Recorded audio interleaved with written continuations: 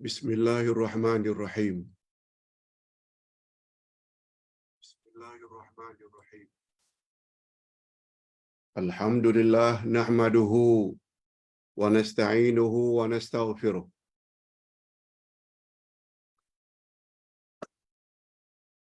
Wa na'udzu billahi min shururi anfusina wa min sayyiati a'malina.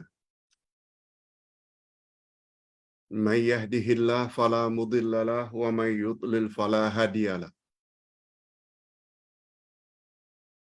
Ashhadu an la ilaha illallah wahdahu la syarika lah wa ashhadu anna Muhammadan abduhu wa rasuluh la nabiyya ba'dah. Allahumma salli wa sallim ala nabiyyina Muhammad wa ala alihi wa sahbihi ajma'in, amma ba'd. Hadirin dan hadirat serta para pemirsa yang saya hormati, Assalamualaikum warahmatullahi wabarakatuh. Alhamdulillah, kita bersyukur kehadirat Allah Azza wa Jalla.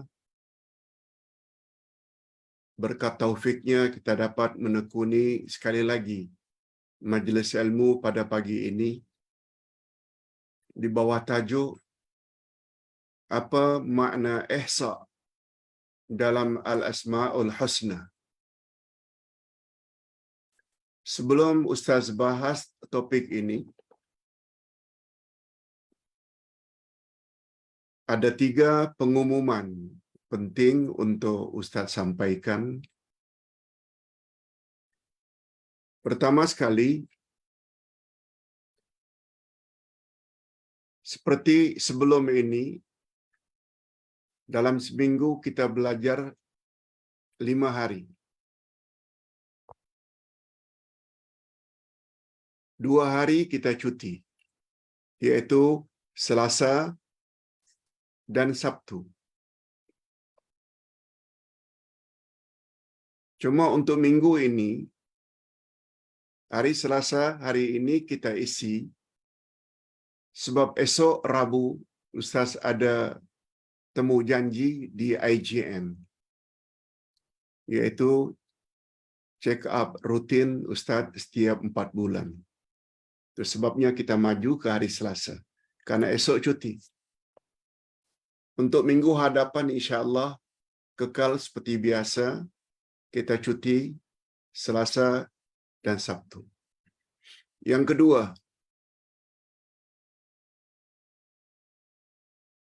sebagaimana yang telah diumumkan sesuai dengan jadual, hari ini ada 2 subjek atau 2 kuliah, jam 10 dan jam 1. Yang jam 1 nanti tidak jadi, karena tarikh sebenar untuk TM adalah Rabu yang akan datang.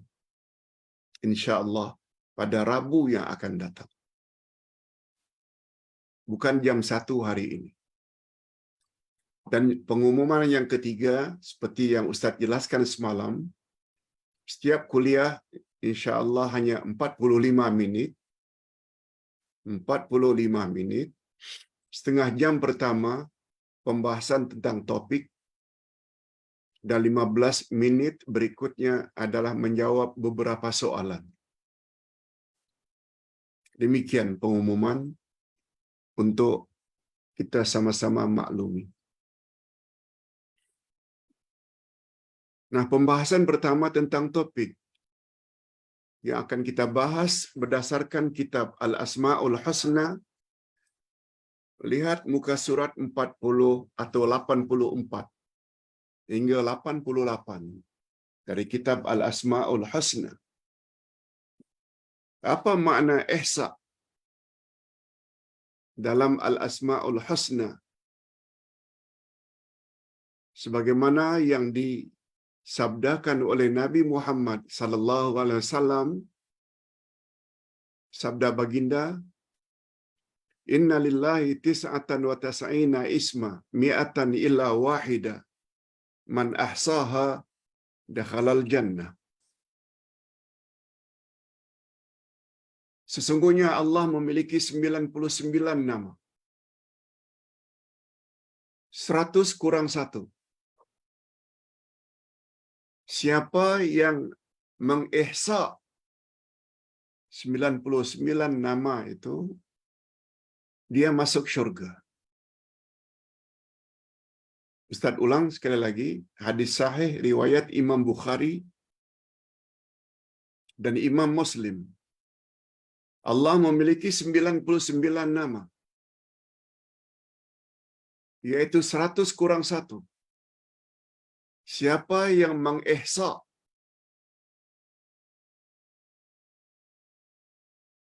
al-asma'ul husna, dia layak masuk syurga.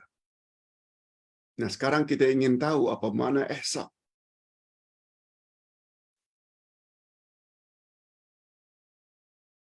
Sebelum Ustaz ulas makna ihsa, bagus juga kita dengar pandangan Imam Ibnul Qayyim tentang al-asma'ul husna. Imam Ibnul Qayyim berkata di dalam kitabnya Tariqul Hijratain oleh Imam Ibnul Qayyim halaman 394. Apa kata beliau? Ihsa al-asma'ul husna perihalnya sangat menakjubkan. Dan pembahasannya juga sangat menakjubkan. Maknanya hebat. Ihsa al-asma'ul husna sangat hebat. Sehingga beliau menggunakan istilah menakjubkan. Nah, perkara yang menakjubkan ini patut kita ketahui. Apa dia? Siapa yang melakukan ihsa? Siapa yang melakukan ihsa terhadapnya, yaitu terhadap al-asma'ul husna, akan dianugerahkan kepadanya kebahagiaan, yaitu kebahagiaan dengan mudah tanpa bersusah payah. Dia akan dapat bahagia tanpa bersusah payah.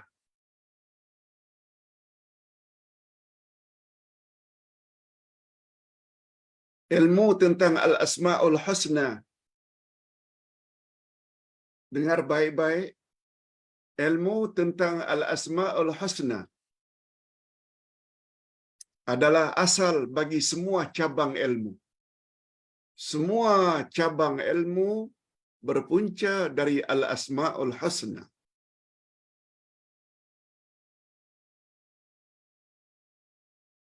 Dengan kata lain, bila kita menguasai al-asma'ul husna, seolah-olah kita telah menguasai semua ilmu. Atau sebaliknya, jika kita menguasai semua ilmu, hanya saja kita tidak ihsa terhadap al-asma'ul husna, sama dengan artinya kita tak punya ilmu sedikit pun. Allahu Akbar. Ustaz ulang. Ilmu tentang al-asma'ul husna adalah asal bagi semua cabang ilmu. Justru itu barang siapa yang mengihsanya al-asma'ul husna sebagaimana semestinya,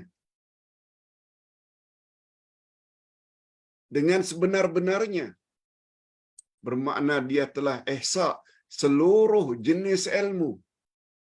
Sebab segala jenis ilmu pengetahuan adalah natijah atau hasil daripada al-asma'ul husna dan sangat berkaitan rapat dengan al-asma'ul husna.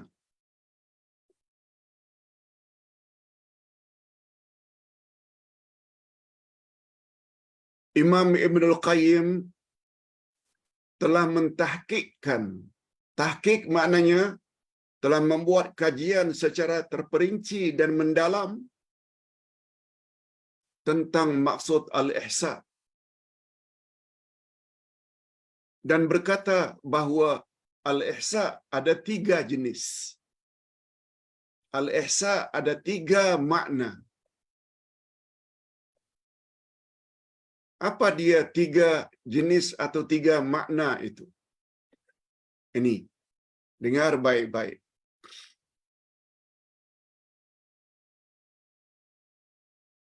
Ihsa pertama dengan makna menghitung. Ihsa terhadap lafaz al-asma'ul husna dan menghitung al-asma'ul husna dalam jumlah 99.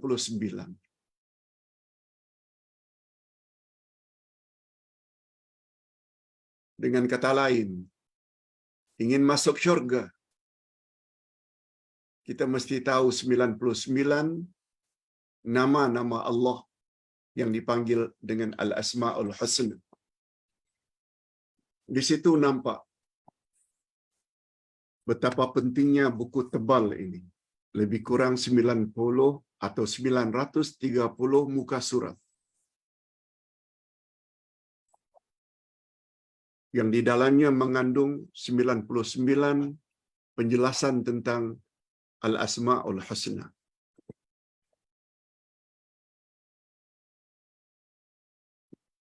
Pertama dengan makna menghitung lafaznya.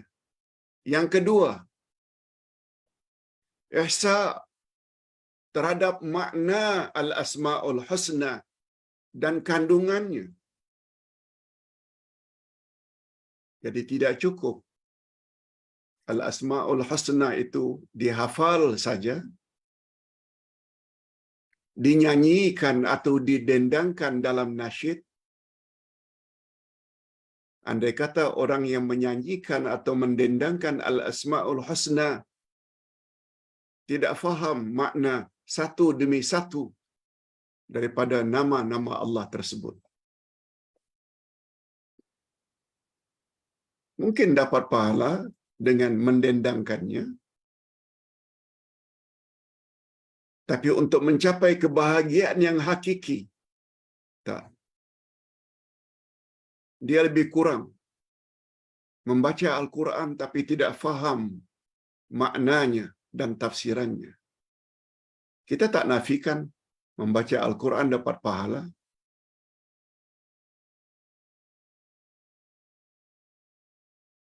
tapi tidak sama bila kita baca Quran, kita fahami maknanya, kita amalkan dalam kehidupan sehari-hari, tak sama. Jadi ihsa yang kedua, ihsa terhadap makna-makna al-asma'ul husna. Dan yang ketiga, berdoa kepada Allah dengan nama-nama Allah tersebut dan beribadat berdasarkan tuntutan al-asma'ul husna. Yes. Itu dia 3 makna ihsa. Itu baru penjelasan secara global, secara ijmali, secara garis besarnya. Nah, berikut ini, lebih kurang 20 minit berikut ini, kita akan detailkan satu demi satu dari 3 makna ihsa tadi.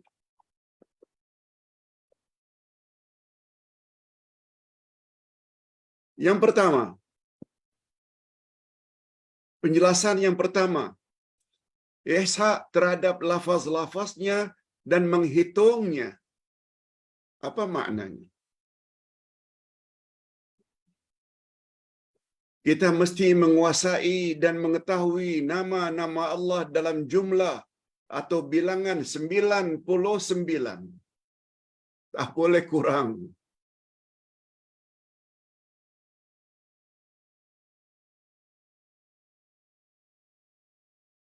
Menguasai tidak bermakna hafal. Ya. Bila disebut saja, betul tak Ar-Rahman dan Ar-Rahim itu nama Allah? Betul? Awak percaya tak di antara Al-Asma'ul Husna Al-Jabbar? Betul? Awak percaya tak di antara nama-nama Allah Al-Asma'ul Husna Al-Mutakabbir? Betul? Itu pun dah cukup dah. Tak semestinya hafal secara berurutan, tapi tahu itu nama Allah.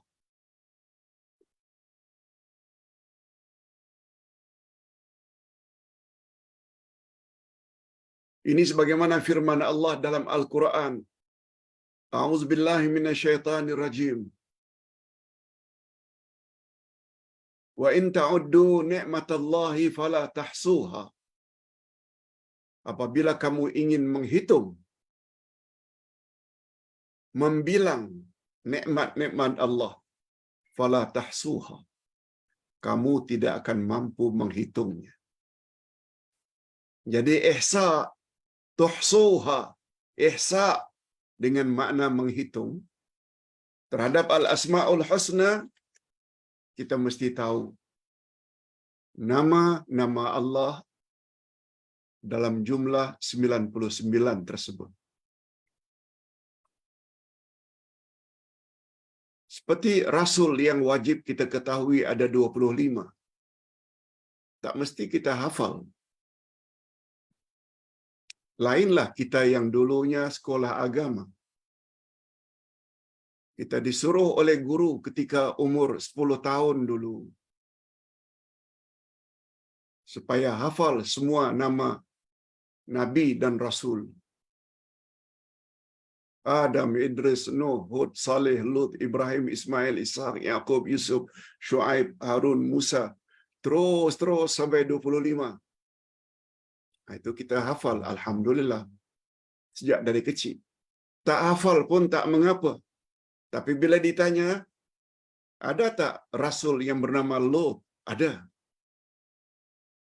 Ada tak Rasul yang bernama Ayub? Ada. Itu pun dah cukup. Sama dengan makna ihsa.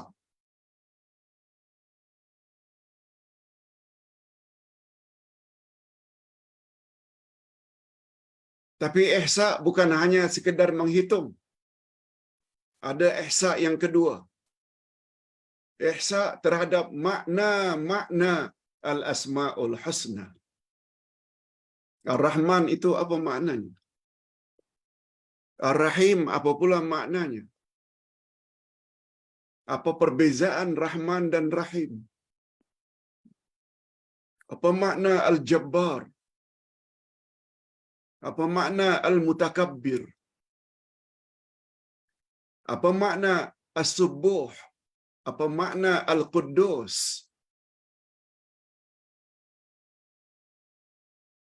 Baru kita tergolong orang yang ihsa terhadap Al-Asma'ul Husna bila kita faham. Faham makna setiap nama-nama Allah dan kandungannya.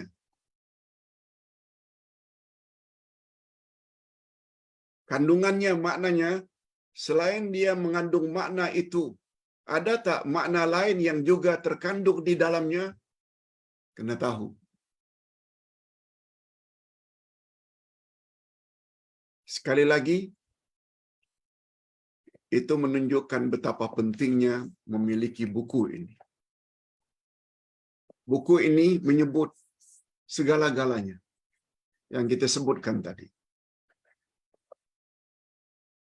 Bukan setakat nama Allah. Ustaz buat contoh. Ini pelajaran kita yang akan datang. Nama Allah yang pertama, Allah. Apa makna Allah? Diambil dari perkataan apa Allah itu.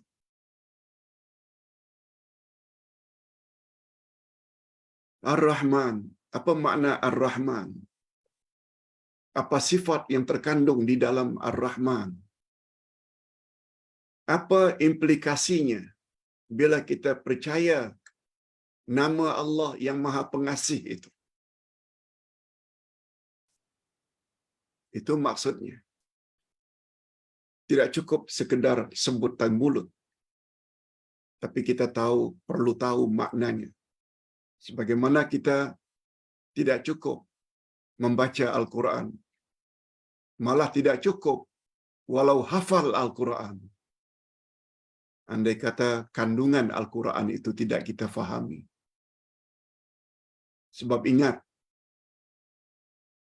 Quran diturunkan adalah untuk dijadikan petunjuk. Hudal linnas. Sebagaimana firman Allah,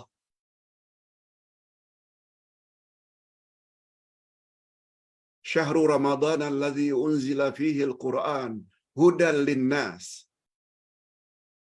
Pada bulan Ramadan mula-mula diturunkan Al-Quran untuk dijadikan petunjuk bagi umat manusia. Allah tidak sebut untuk dibaca oleh manusia. Walaupun kita tak nafikan membaca Quran dapat pahala. Tapi Quran diturunkan bukan hanya untuk dibaca, tapi untuk dijadikan pedoman. Dan mustahil Quran dapat dijadikan pedoman bila kandungannya tidak difahami. Apa suruhan Allah untuk kita laksanakan dalam hidup? Apa larangan Allah yang mesti kita jauhi dalam hidup di dunia? Tak akan dapat kita jadikan Quran sebagai pedoman bila kita tidak belajar tafsir. Sebab kita perlu belajar dan punya buku ini. Tafsir Al-Furqan dalam bahasa Melayu cukup mudah difahami. Okey, itu makna ihsa dari sudut makna. Kita teruskan sedikit lagi penjelasan tentang ihsa dari sudut makna. Setiap nama Allah mempunyai makna kesempurnaan yang tertentu. Sebab Allah Maha Sempurna. Bila dia menamakan dirinya dengan sesuatu nama, mestilah kandungan nama tersebut sempurna belaka. Al-Hayyu, Allah Maha Hidup. Manusia disebut Hayyun juga. Al-Ustadzu Hayyun. Ustaz hidup. Karena Ustaz boleh bercakap, Ustaz masih bernyawa, Ustaz masih ada roh, Ustaz boleh memandang, Ustaz boleh mendengar, karena ada roh.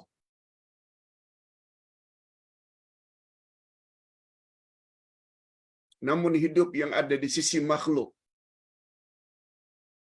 manusia ke binatang ke, terbatas.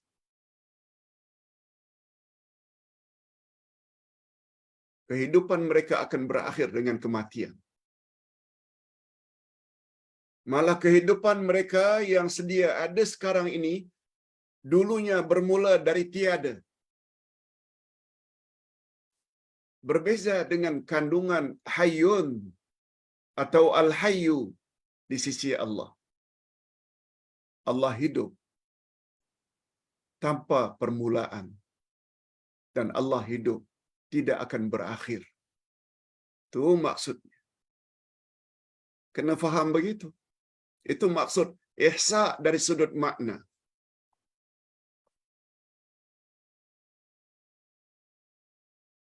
Setiap nama Allah mempunyai makna kesempurnaan yang tertentu, yang berbeza dengan makna yang terkandung di dalam namanya yang lain. Al-Hayyu lain, Al-Basir lain, Maha melihat. As-Sami' lain, itu Maha mendengar. Al-Qadir lain lagi, Maha berkuasa. Al-Alim, Maha mengetahui. Al-Hakim, Maha bijaksana. Al-Aziz, Maha perkasa. Al-Qawi, Maha kuat. Allahu Akbar. Cantiknya nama-nama Allah. Walaupun ada manusia yang kuat, gagah perkasa, kegagahan yang sedia ada pada orang tersebut bermula dari tiada ketika keluar dari perut ibu. Mana kuat? Membesar, tua, lansia, mati, lesu. Mulalah sakit lutut, mata kabur, kurang pendengaran. Dulu tidak berjanggut, hitam, handsome. Makin tua, memutih. Setelah lansia, hilang kehandsomannya, hilang kegantengannya. Dan tak lama kemudian mati. Di mana kesempurnaan sifat atau nama tersebut?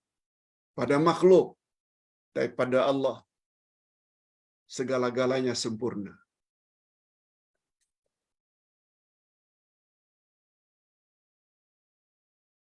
Adapun makna ihsa yang ketiga, ini lagi mustahab. Berdoa kepada Allah dengannya, dengan al-asma'ul husna, ya hayyu ya qayyum, ya rahman ya rahim, ya razzaq, ya jabbar, ya qawi. Dan kita hendaklah beribadat berdasarkan ketentuannya atau tuntutannya. Nah, ini pula maknanya,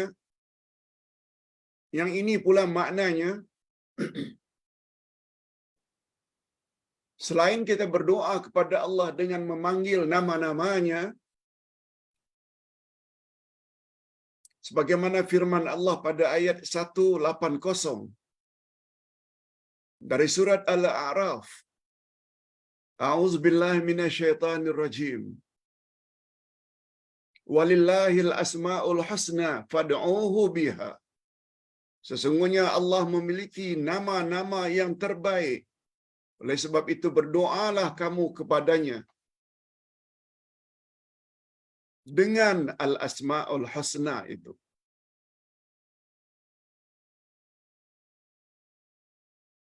Hanya saja doa ada dua macam. Ada namanya doa talab atau doa masalah, doa sambil meminta, memohon.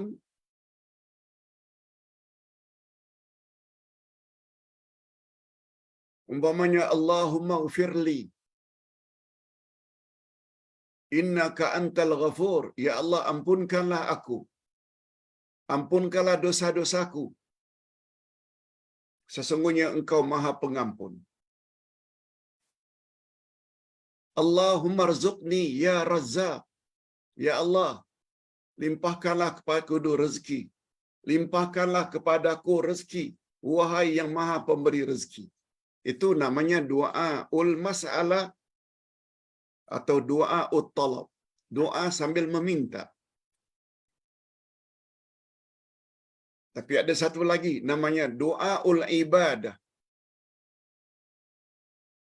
Kita beribadat kepada Allah berdasarkan nama-nama Allah. Ini dengar baik-baik penjelasannya.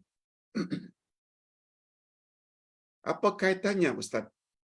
Kita beribadat kepada Allah, kita taat kepada Allah, kita patuh kepada Allah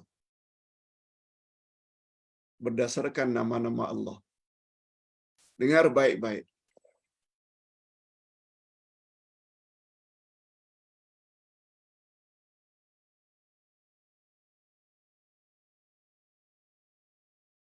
Hadirin dan hadirat rahimakumullah, kita berdoa kepada Allah melalui, kita beribadat kepada Allah melalui al-asma'ul husna. Apa maksudnya Pak Ustaz? Hadirin dan hadirat rahimakumullah.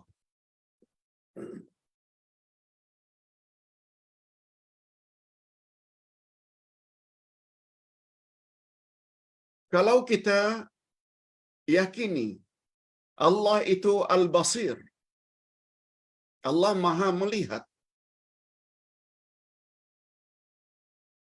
tak kira di mana kita berada, di rumah, di mall,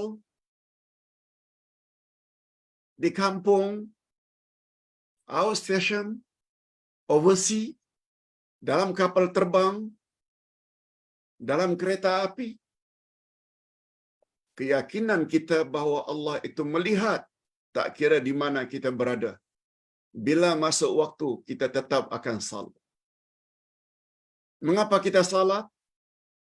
Tidak hanya di rumah saja,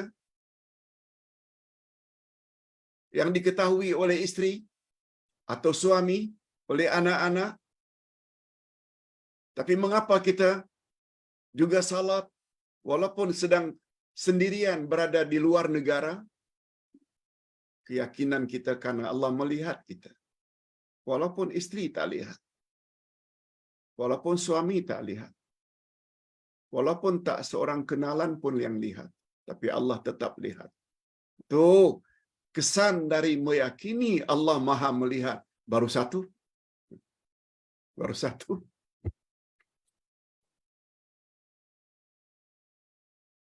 Kesan dari nama Allah As-Sami, Maha mendengar.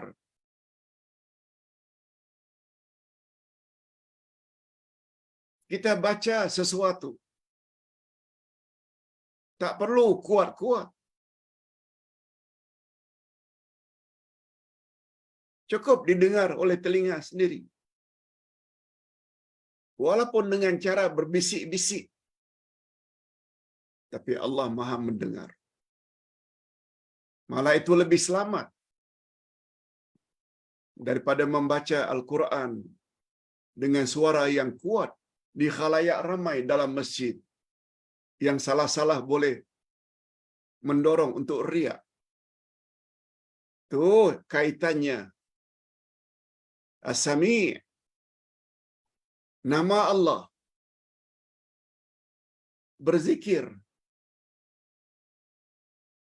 Allah Maha tahu, Maha mendengar. Walaupun ada zikir-zikir yang perlu dihitung, 33, 33, 33, habis salat, 7 kali, 7 kali. Tapi terhadap zikir yang tak perlu dihitung,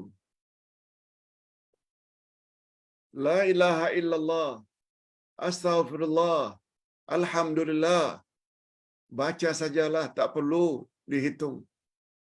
Sebab kita tahu, Allah ada nama Al-Alim, Maha mengetahui berapa jumlah zikir yang kamu baca. Allah tahu, untuk dia balas di akhirat nanti. Ustaz kira tentang topik makna ihsa dalam Al-Asma'ul Husna sudah cukup kita fahami dan akan mudah difahami apabila dah tahu topik ini, kita dah baca tadi malam. Kalau tak baca pun, ulang sekali lagi baca. Lagi mantap. Itu sebabnya ayat pertama yang diturunkan kepada Nabi Muhammad sallallahu alaihi wasallam, Iqra, diulang berkali-kali, diulang berkali-kali. Iqra bismi rabbikal ladzi khalaq. Iqra wa rabbukal akramul ladzi 'allama bil qalam, 'allamal insana ma lam ya'lam. Iqra diulang berkali-kali, kata ulama pendidikan. Bila sesuatu itu dibaca berkali-kali, membuat dia lebih mantap, tersimpan di dalam minda kita.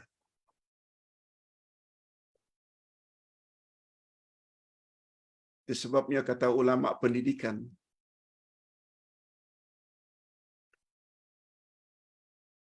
2 kali 5 atau 5 kali 2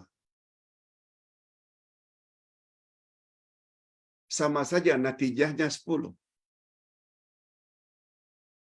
5 kali 2 dengan 2 kali 5, resultnya, natijahnya, hasilnya sama 10. Tapi dalam ilmu pendidikan, kata ulama pendidikan, 5 kali 2 better daripada 2 kali 5. Maksudnya, satu-satu subjek kita baca 5 kali.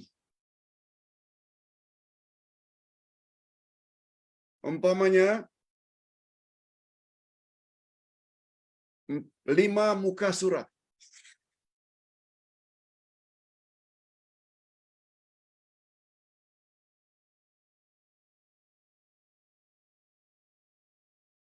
Kita baca 5 kali.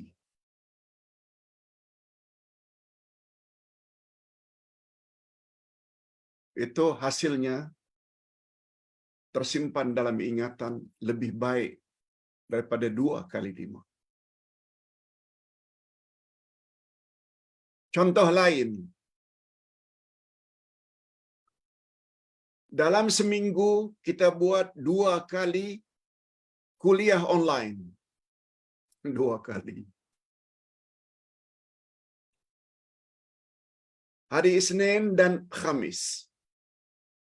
Untuk satu-satu topik.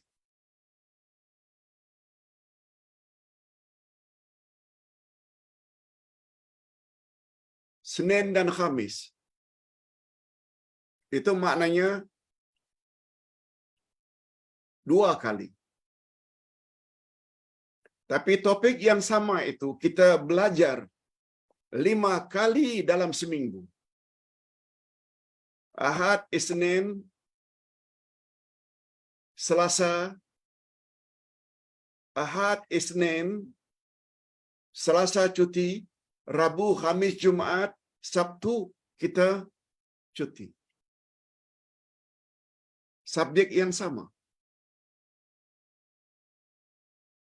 Setiap pertemuan itu 2 jam saja. Tapi buat 5 kali. Tapi 5 kali kita belajar dalam seminggu. 2 jam, 2 jam, 2 jam, 2 jam. Yang pertama tadi, 2 kali dalam seminggu. 5 jam setiap pertemuan. 5 jam. Lamanya sama, 10 jam juga.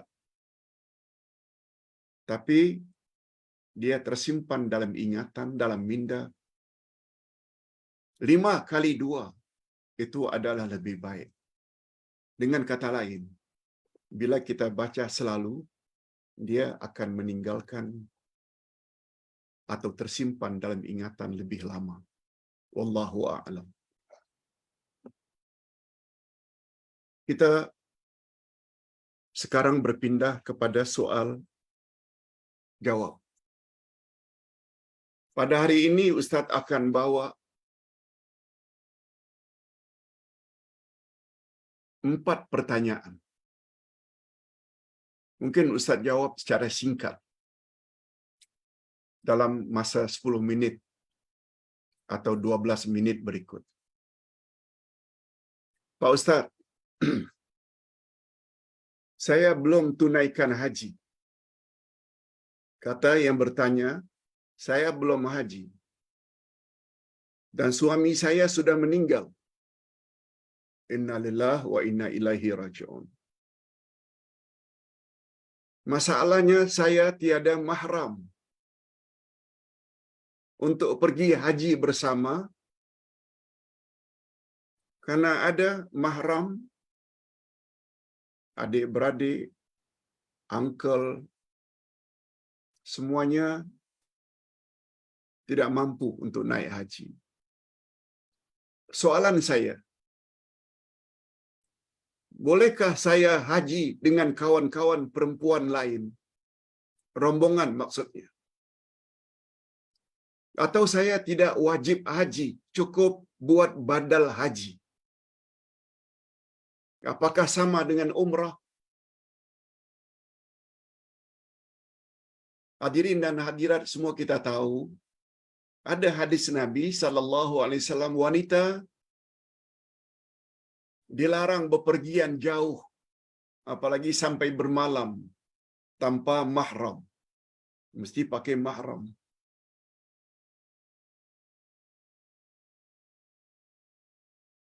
Itu apa yang kita selama ini tahu. Tapi hari ini, bukan saja Majelis Fatwa Al-Azhar Mesir, hari ini Majelis Fatwa Arab Saudi pun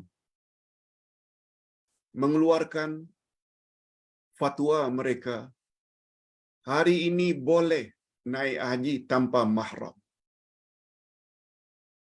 Dengan kata lain, boleh naik haji bersama rombongan walaupun semuanya wanita. Hari ini sudah keluar fatwa itu.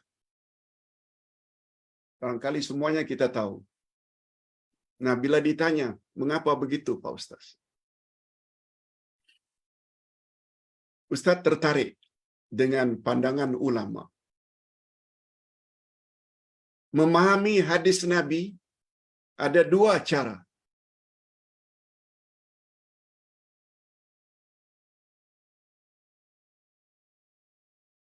Cara yang pertama namanya tekstual. Teks, berdasarkan teks. Bagaimana isi kandungan hadis begitu, begitulah hukumnya. Bila tak boleh, tak boleh. Satu lagi, memahami hadis dengan cara kontekstual. Konteks. Bukan teks, tapi konteks. Pengajaran yang dapat diambil daripadanya. Zaman Nabi, bila seseorang itu wanita pergi berhari-hari seorang diri, tidak aman daripada fitnah. Barangkali dia boleh dipaksa,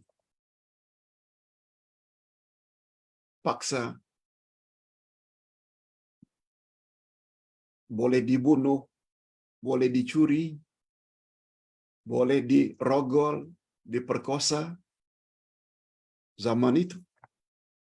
Tapi hari ini, perjalanan jauh, naik saja di KLIA untuk ke London. Beberapa jam kemudian sampai di London. Di London pula ada yang menunggu. Kita tak ada mahram. Rasanya aman perjalanan kita. Hari ini, itu maksudnya konteks. Apa yang Nabi sebut itu konteks zaman itu memang bahaya. Tapi hari ini tidak berbahaya. Atas sebab itu, muncullah fatwa seperti itu. Wallahu a'lam. Ini juga sebagaimana pandangan Dr.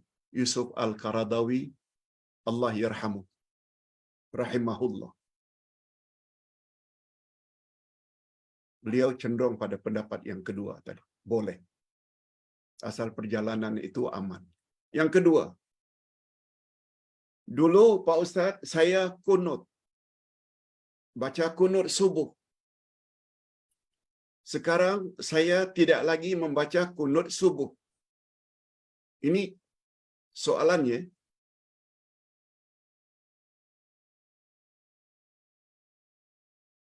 Ada ustaz yang mengatakan bila kita baca kunut, pada bahagian awalnya kita angkat tangan, menadah, mengaminkannya. Dan pada ada bahagian tertentu kita telungkupkan tangan. Apa pandangan Pak Ustaz? Pertama, Ustaz ingin jelaskan masalah kunut subuh ini ada perbezaan pandangan para ulama. Sebaiknya kita saling hormat menghormati. Kalau tak mau baca kunut, tak mengapa. Tapi bila kita sedang jadi imam atau jadi makmum, semua orang pakai kunut, kita raikan, aminkan, angkat tangan. Itu pandangan Ustaz. sebab masing-masing mereka ada dalil. Cuma pertanyaannya, mengapa bahagian awal itu kita angkat tangan, Allah mahdini fiman hadait, wa afini fiman afait, wa tawallani fiman tawallait. Karena makna ucapan itu meminta, ya Allah berilah aku petunjuk. Mohon.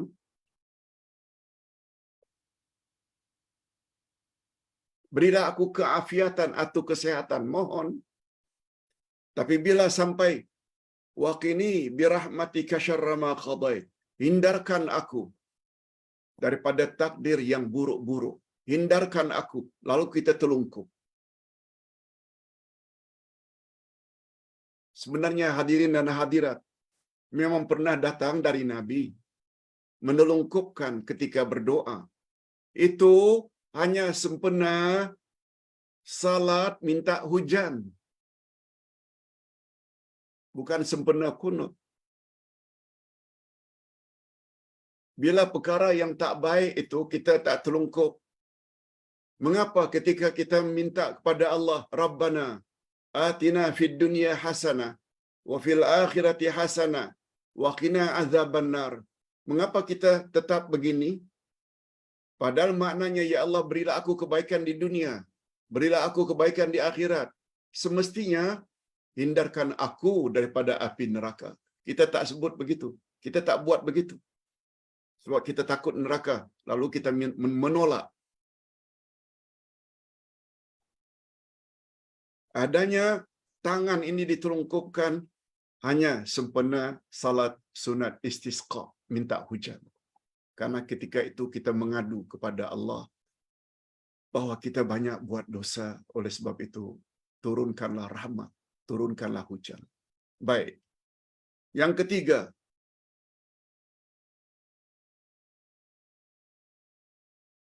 Allah Subhanahu wa taala berfirman dalam surat Al-Fajr, wal fajri walayalin ashr. Demi fajar dan demi malam-malam yang 10. Walayalin ashr, dari kata asyara, malam yang 10. Pertanyaannya, apakah malam yang 10 itu malam 10 terakhir Ramadan atau 10 hari pertama bulan Zulhijjah? Dan mana yang lebih afdal, Pak Ustaz? 10 malam daripada malam-malam 10 akhir Ramadan, atau malam-malam 10 daripada bulan Zulhijjah? Hadirin dan hadirat, para ulama tafsir berbeza pendapat dalam hal ini. Ada yang mengatakan yang dimaksudkan 10 sumpah Allah demi malam-malam yang 10 itu, kata mereka 10 pertama bulan Zulhijjah yang baru saja kita lalui minggu lalu.